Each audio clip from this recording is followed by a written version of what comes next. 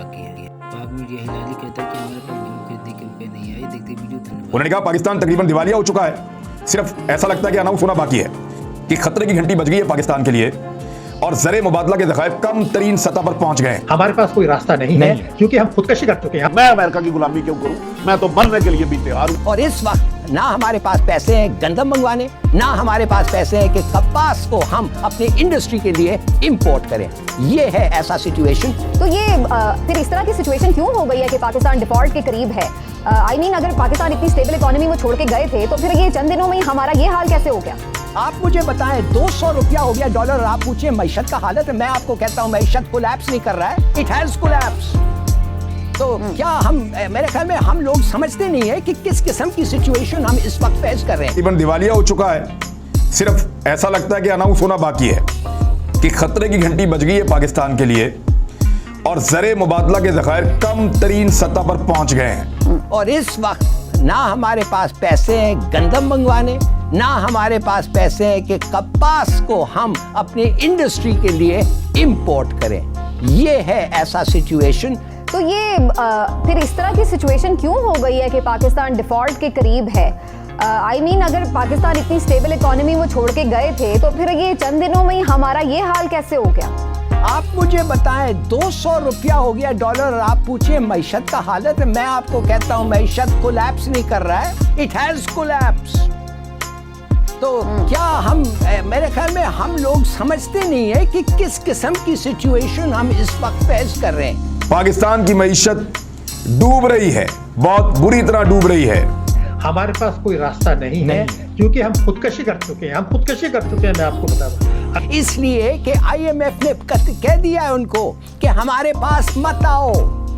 Kuwait 18 तारीख को unofficial talks के लिए आओ मत, फैसला पहले करो, सब्सिडीज को खत्म करो, तेल की कीमत बढ़ाओ, पावर की कीमत बढ़ाओ, उससे तुम्हारी महंगाई 15 या 20% बढ़ती है, बढ़े। और अगर रिवोल्ट होता है लोगों में, लोग बाहर आए।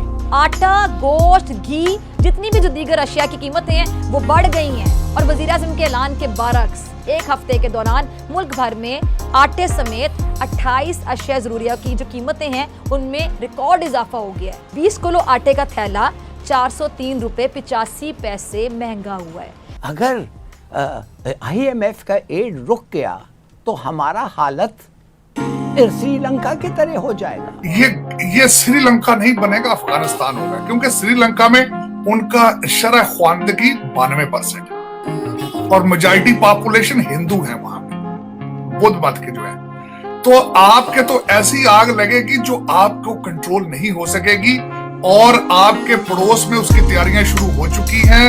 नाज़रीन, बड़ी हैरत वाली बात है, एक अमेरिका बैठा इतनी दूर पाकिस्तान के खिलाफ दिनवोनी साजिश कर रहा है, लेकिन हम इतने बदकिस्मत हैं कि साजिश करने वाले को भी जानते हैं। ये काफी नहीं है कहना कि अमेरिकन क्या हमें धमकी दे रहे हैं। अमेरिकन को पता है हम उनके थ्रेट से नहीं डरते, हम उनकी बॉम्बिंग से नहीं डरते।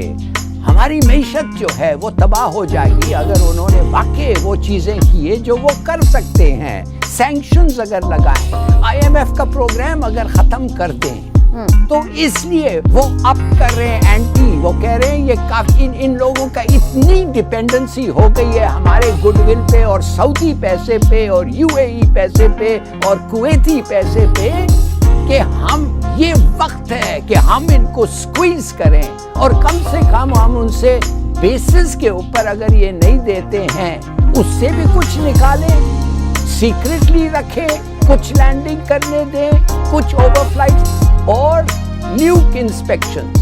हम नहीं कहते इनको कि न्यूक खत्म करो, हम नहीं कहते कि हम आके उधर बैठेंगे और मॉनिटर करेंगे, हम सिर्फ कहते हैं भाई देखते तो किस किस्म की सिक्योरिटी है आपके न्यूक्स पे। तो मैं अमेरिका की गुलामी क्यों करूं?